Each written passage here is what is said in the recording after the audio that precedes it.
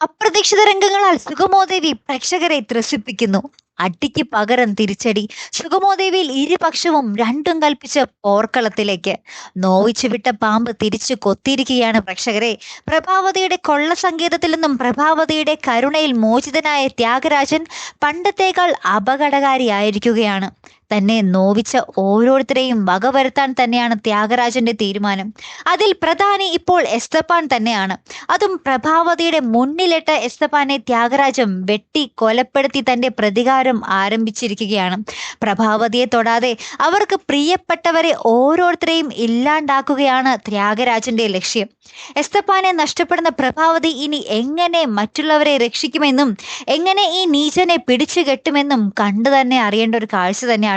ത്രസിപ്പിക്കുന്ന climax രംഗങ്ങളിലേക്ക് തന്നെയാണ് നമ്മുടെ സുഗമോദേവി കടക്കാൻ പോകുന്നത്. മറക്കാതെ കാത്തിരുന്ന് കാണാം. അടുത്തൊരു വീഡിയോയുമായി വരുന്നത് വരയ്ക്കും ഗുഡ് ബൈ.